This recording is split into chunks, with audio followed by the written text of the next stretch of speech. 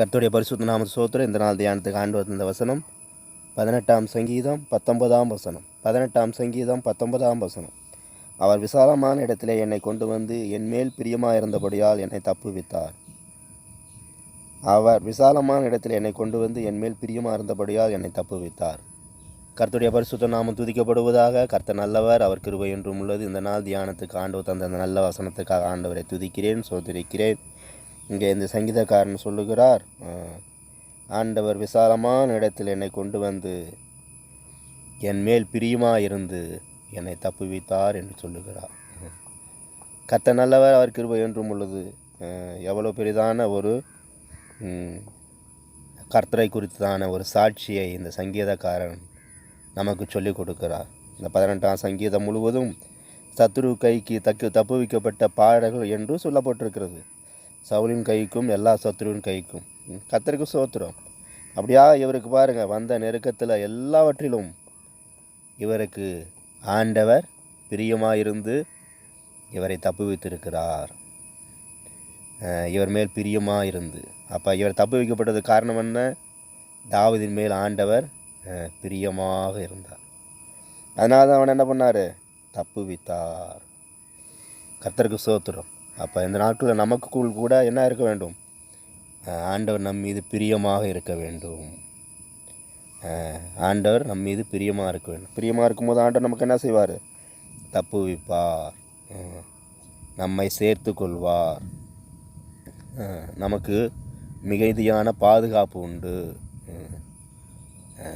விலையேறிய ஆசீர்வாதங்கள் உண்டு. இப்போ உலகத்தில் கூட பாருங்கள், பிரியமாக இருக்கிறவங்களுக்கு என்ன செய்கிறாங்க? எதையாவது செய்ய வேண்டும் என்று சொல்லி ஆசைப்படுகிறார்கள். ஒரு தகப்பன் ஒரு பிள்ளை மீது பிரியமாக இருக்கும்போது என்ன பண்ணுறாங்க? அந்த பிள்ளைக்கு எதையாவது செய்ய வேண்டும் என்று சொல்லி விரும்புகிறார்கள். மற்ற எல்லாரையும் பார்க்கலும் அந்த பிள்ளைக்கு சிறந்ததை தர வேண்டும் என்று சொல்லி. அப்போ உலக பிரகாரமாக ஒரு தகப்பான் இப்படி சிந்திக்கும்போது, நம்மை உண்டாக்கினவர், நம்முடைய பிதா, கல்வாரி ரத்தத்தினால் நம்மை சம்பாதித்தவர், நம் மீது அவர் எவ்வளவு பிரியமாக இருக்கிறார். பிரியமாக இருக்கும்போது அவர் நமக்கு என்ன செய்கிறார்? எதையாவது நமக்கென்று செய்ய வேண்டும், நம்மை தப்புவிக்க வேண்டும், நம்மை மேன்மைப்படுத்த வேண்டும் என்றே அவர் விரும்புகிறார். தாவீதுக்கு இதுதான் சம்பவித்தது. தேவனால் அவர் மேல் பிரியமாக இருந்தார். எனக்கு பிரியமான சகோதரனே, சகோதரி, இந்த நாளில் கூட ஆண்டவருடைய பிரியம் நமக்கு மிகவும் அவசியம். அப்போ இந்த நாட்களில் கூட ஆண்டவர் நம் மீது பிரியமாக இருக்கணும்னா நம்ம எப்படி இருந்தால் ஆண்டவர் நம் மீது பிரியமாக இருப்பார்? அநேக சூழ்நிலையில் ஆண்டவருடைய பிரியம் குறைந்து போவது போல் காணப்படலாம், நம்மை நேசிக்காது போல் காணப்படலாம், நம்மை கைவிட்டது போல காணப்படலாம். ஆனால் ஆண்டவருடைய பிரியம் என்ன பண்ணுறதில்ல? ஒருபோதும் நம்ம விட்டு குறைந்து போவதில்லை. அவர் உலக தோட்டத்துக்கு முன்பாக இருந்து எப்படி நேசித்தாரோ அதுபோல் தான் அவர் இன்றைக்கு நம்மை நேசித்து கொண்டு இருக்கிறார். அதனால தான் எழுதப்பட்டிருக்கிறது, அவர் நேற்றும் இன்றும் என்றும் மாறாதவர் என்று சொல்லி. கர்த்தருக்கு ஸ்தோத்திரம். அப்போ நம்முடைய தேவன் மாறாத தேவனாக நம்ம நேசித்து கொண்டு இருக்கிறார். நம்ம எப்போது இருந்து நேசிக்கிறார்? உலக தோற்றத்துக்கு முன்பாக இருந்து, தாயின் வயிற்றில் உருவாகும் முன்பே இருந்து அவர் நம்மை நேசிக்கிறார். அல்லேலூயா, கர்த்தருக்கு ஸ்தோத்திரம். அப்போ இந்த நாட்களில் கூட பாருங்கள், அவருடைய விலையேறிய நேசத்தை நினைத்து நம்ம என்ன செய்ய வேண்டும்? அவரை துதிக்க வேண்டும், அவரை மகிமைப்படுத்த வேண்டும், அவரை உயர்த்த வேண்டும், அவரை கனப்படுத்த வேண்டும். அப்போ இந்த நாட்களில் அவருடைய பிரியம் நமக்கு அதிகமாக நமக்கு வெளிப்பட வேண்டுமா? நாம் என்ன செய்ய வேண்டும்?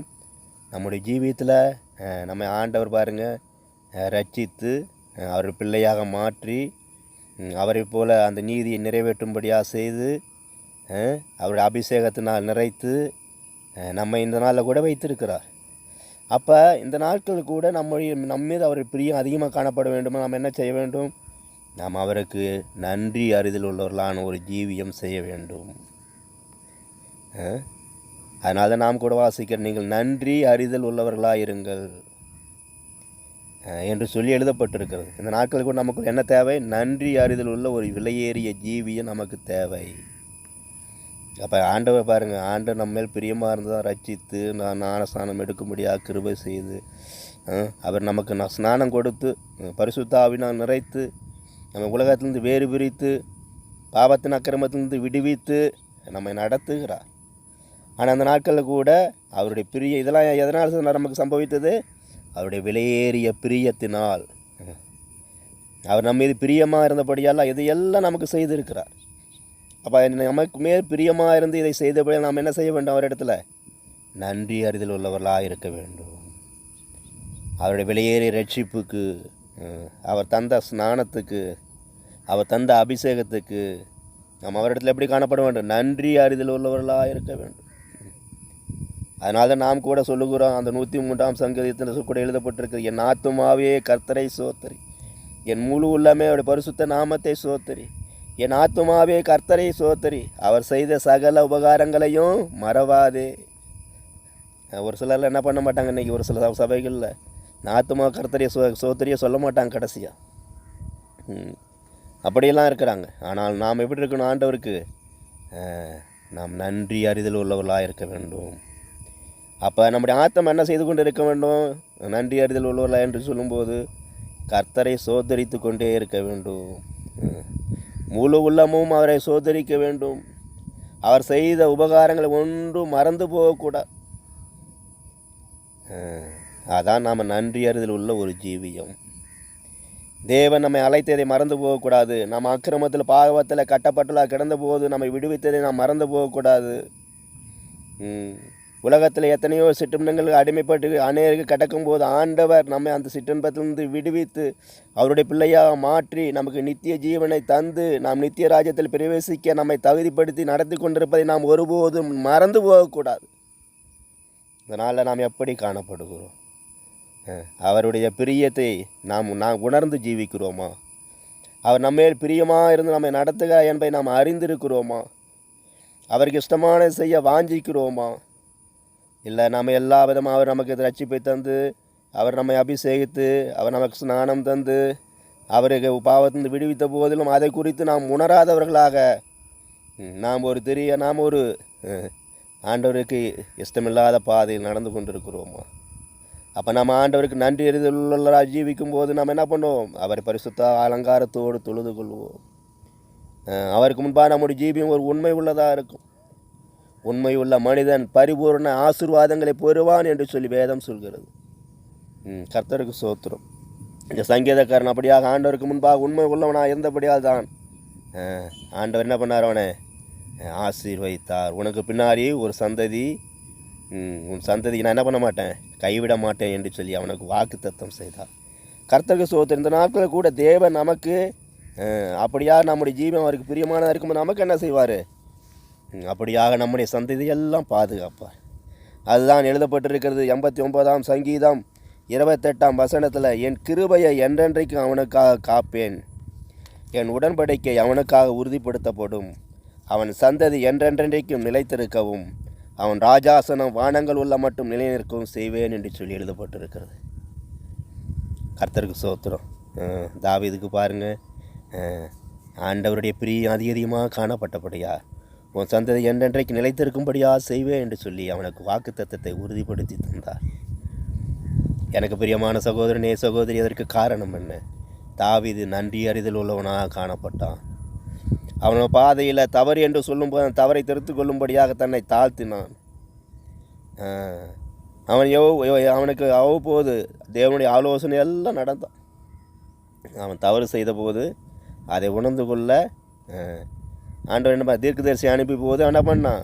அப்போது ஆண்டவர் கரத்தில் தன்னை ஒப்புவித்து, ஆண்டவரே நான் உன் கரத்தில் இருக்கிறேன் என்று சொல்லி தாழ்த்தினான். ஆண்டவர் சத்தத்தை கேட்டு நடந்தான். ஆண்டவருக்கு பயப்பட்டான். நம்முடைய ஜீவியம் கூட நமக்கு ஆண்டவருக்கு பயப்படக்கூடிய ஒரு ஜீவியமாக நம்முடைய ஜீவியம் இருக்கும்போது ஆண்டவர் நம்ம எப்படி இருப்பார்? பிரியமாக இருப்பார். அவர் தம்முடைய ஆலோசனை எல்லாம் நமக்கு வெளிப்படுத்தி தந்து கொண்டே இருப்பார். தேவன் நம்மை நடத்துகிற விதம் ஆச்சரியமாக இருக்கும், சமாதானம் உள்ளதாக இருக்கும், சந்தோஷம் உள்ளதாக இருக்கும். சோதனையிலும் பிரச்சனையிலும் போராட்டத்திலும் எல்லா சூழ்நிலையும் நாம் அவரோடு கூட ஓடிக்கொண்டே இருப்போம். நம்ம எந்த ஒரு சக்தியும் தடை செய்யவே முடியாது. நாம் தேவன் நமக்கு முன்பாக போய்கொண்டே இருப்பார். அவர் சமூகம் நம்மை நடத்தி கொண்டே இருக்கும். அவர் சமூகம் நம்மை விடுவித்து கொண்டே இருக்கும். அவர் சமூகம் நம்மை ஆறுதல் படுத்தி கொண்டே இருக்கும். அவர் சமூகம் நம்மை தைரியப்படுத்தி கொண்டே இருக்கும். பிரச்சனைகள் போராட்டங்கள் எல்லாவற்றையும் அவர் நீக்கி போடுவார்.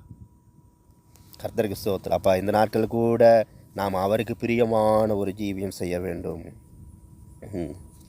பாருங்க, விசாலமான இடத்திலே கொண்டு வந்தார். என் மேல் பிரியமாக இருந்தபடியால் என்னை தப்புவித்தார் என்று சொல்லுகிறார். அப்போ அவர் மாதிரி பிரியமாக இருந்தபடி அவர் எங்கே கொண்டு வந்திருக்காரு? விசாலமான இடத்துல கொண்டு வந்திருக்கார். அந்த விசாலமான இடம் என்று சொல்லும்போது அவருக்கு இருந்த ஒரு பயங்கரமான பாதுகாப்பு. சவுலுக்கு பாருங்கள், அவர் ஒரு ராஜா, தன்னுடைய சிப்பாய்களோடு தம்முடைய படை வீரர்களோடு தாவீதை துரத்துறார். ஆனாலும் தாவீதுக்கு பாருங்கள், அந்த சூழ்நிலையெல்லாம் தேவன் பாதுகாக்கக்கூடியவராக இருந்தார். அதுபோல் நமக்கு கூட இந்த நாட்கள் கூட பல விதத்தில் சத்துரு நெருக்கங்கள் மத்தியில் காணப்பட்டாலும் தேவனுடைய பிரிய நம்மத்திலே காணப்படும் போது, தேவன் நம் மீது பிரியமாக இருக்கும்போது, தேவன் உங்கள் மீது பிரியமாக இருக்கும்போது எந்த ஒரு சக்தியும் உங்களை தொடுவதில்லை. எந்த ஒரு சத்துரு வல்லமை உங்களை தொடுவதில்லை. தேவன் உங்களை நடத்துகிற பாதையில் எல்லாம் உங்களுக்கு போதுமானவாக இருந்து சரியான பாதையில் நடத்தி உங்களை உயர்த்துவார். உங்களை விசாலமான இடத்துல கொண்டு வந்து வைப்பார். நீ கலங்க வேண்டியதில்லை, நீ பயப்பட வேண்டியதில்லை, அதைரியப்பட வேண்டியதில்லை. அவர் நிச்சயமாகவே உன்னை உயர்த்துவார். எனக்கு பிரியமான சகோதரனே, சகோதரியே, உன் சத்துருவை கண்டு நீ கலங்கி கொண்டிருக்கிறாயா? பலவிதமான சத்துருக்கள் உனக்கு கொண்டு வரக்கூடிய நெருக்கத்தை கண்டு நீ அங்கலாய்த்து கொண்டிருக்கிறாயா? இந்த வேளை கூட ஆண்டவர் உன்னோடு கூட பேசி கொண்டிருக்கிறார். நான் உன்மேல் பிரியமாக இருக்கிறேன், நீ பயப்படாதே என்று சொல்லி அவர் சொல்லுகிறார். தேவன் என்றைக்கு நம்மை ரட்சித்தாரோ அந்த நாள் முதல் கொண்டு நம் மீது அவர் பிரியமாக இருக்கிறார். இந்த வேளை கூட நம்மை தாழ்த்தி ஆண்டவர் கரத்தில் ஒப்புவித்து சொல்லுவோம். ஆண்டவரே, என்னை உமது கரத்தில் ஒப்புவிக்கிறேன். நீர் என்மேல் பிரியமாக இருக்கிறேன் என்பதை நான் விசுவாசிக்கிறேன், நான் நம்புகிறேன் என்று சொல்லுவோம். நிச்சயமாக தேவனுடைய கரம் நம்மோடு கூட இருந்து நம்மை நடத்துகிற விதங்களில் நமக்கு போதுமானவராக நம்மை தைரியப்படுத்துவார். அவர் நம் மீது பிரியமாக இருப்பதை நாம் உணர்ந்து கொள்ளும்படியாக நம் ஒவ்வொருவருக்கும் அவர் உதவி செய்வார். கர்த்தருக்கு ஸ்தோத்திரம். ஆனால் அந்த நாளில் கூட முழுவதுமாக தேவனுடைய கரத்தில் தாழ்த்தி சமர்ப்பிப்போம். அவர் நமக்கு விசாலமான இடம் என்று சொல்லும்போது அது எதை காண்பிக்கிறது? ஆசீர்வாதத்தின் இடம், ஆசீர்வதிக்கப்பட்ட இடம், நன்மைகள் நிறைந்த இடம், சமாதானம் நிறைந்த இடம், ஆறுதல் நிறைந்த இடம் என்று சொல்லலாம். அப்படிப்பட்ட இடத்திலே ஆண்டவர் நம்மை வைத்திருக்கிறார். அதை தான் இந்த சங்கீதக்காரன் சொல்லுகிறார். அப்போ இந்த சங்கீதக்காரனுக்கு செய்தது போல தேவன் நமக்கும் செய்ய வல்லமை நிறைந்தவராக இருக்கிறார். விசாலமான இடத்தில் வைக்க அவர் சர்வ வல்லமை படைத்தவராக இருக்கிறார். அவருக்கு முன்பாக எந்த ஒரு அந்தகார சக்தியும் நிற்க முடியாது. தேவன் நம்மை நேசித்தது தான். அந்த நேசத்தை விட்டு எந்த ஒரு சக்தியும் பிரிக்க முடியாது. ஆனால் அந்த நேசத்துக்கு ஏற்ற ஜீவியம் செய்யும்படியாக இந்த வேலை கூட நம்மை முழுவதும் தாழ்த்தி ஒப்படைப்போம். அப்போது தேவனுடைய கரம் நம்மோடு கூர்ந்து நம்மை மேற்கு மேல் ஆசீர்வதிக்கும் நடத்தும். கர்த்ததாமே இந்த வசனங்களால் நம்மை ஆசீர்வதிப்பாராக. ஜெபிக்கலாம். கிருபையும் சிநேகமும் நிறைந்த நல்ல தெய்வமே, துதிக்கிறோம், சோத்திரிக்கிறோம். இதனால் நீர் எங்களுக்கு தந்த நல்ல வசனத்துக்காக சோத்திரம். ஆண்டவரே, நீர் எங்களை விசாலமான இடத்திலே கொண்டு வந்து வைத்து, ஆண்டவரே, நீர் எங்கள் மேல் பிரியமாக இருந்தபடியால் எங்களை தப்புவித்தீர் என்று சொல்ல அந்த தாவீதை போல நாங்களும் சொல்ல எங்களுக்கு கூட கிருபை தாங்கப்பா. எங்களை கூட நீங்கள் நடத்துங்கப்பா. உங்கள் பிரியம் ஆண்டவரே உங்கள் பிள்ளைங்கள் மேலே அதிகமாக வெளிப்படும்படியாக ஜெபிக்கிறேன். உங்கள் பிள்ளைங்களை விசாலமான இடத்துல வைக்கும்படியாக ஜெபிக்கிறேன், தப்பி வைக்கும்படியாக ஜெபிக்கிறேன். இந்த வசனத்தை கேட்குற ஒவ்வொரு உங்களுடைய பிள்ளைகளும் ஆசீர்வதிங்க, உங்கள் நன்மை நாள் நிரப்புங்க. கனமகிமை செலுத்துகிறோம். இயேசு நாமத்தில் பிதாவே, ஆமென்.